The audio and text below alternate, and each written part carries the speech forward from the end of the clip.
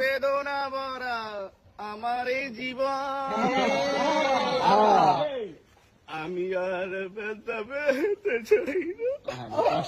ডিবির এই কর্মকর্তা গত 6 আগস্ট গণপিটুনির শিকার হয়ে রাজধানীর একটি বিশেষায়িত হাসপাতালে অবশেষে সেই কুখ্যাত ডিবি হারুনকে গণদোলাই দিয়েছে জনতা। গণদোলাই খেয়ে এক পর্যায়ে তিনি হতভম্ব এবং বেহুশ হয়ে গিয়েছে। তারপরে তাকে হাসপাতালে নিয়েছে সেখানে থাকা কিছু পুলিশ।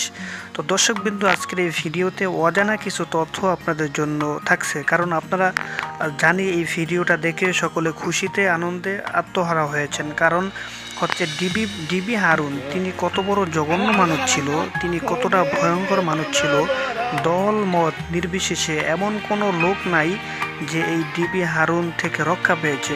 আপনারা জানেন বিএনপির অসংখ্য বড় বড় নেতাদেরকে, মির্জা ফখরুল ইসলাম আলমগীর থেকে শুরু করে সকলকে তিনি কিন্তু ডিবি হেফাজতে নিয়ে কঠিন নির্যাতন করেছেন রিমান্ডে। শুধু তাই নয়, বিএনপির শীর্ষ নেতা ইলিয়াস আলীকেও গুম করেছে এবং তাকে হত্যায় সরাসরি জড়িত ছিল এই ডিবি হারুন।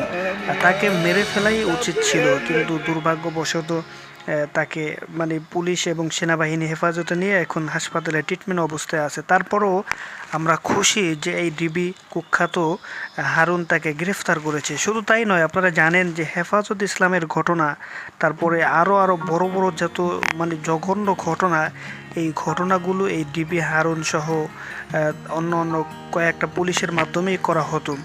আল্লামা মামুনুল হক সাহেবকে তিনি নাকি এমন নির্যাতন করেছে যে নির্যাতনের কথা মামুনুল হক সাহেব লাইভে এসে কেঁদে কেঁদে বলেছে।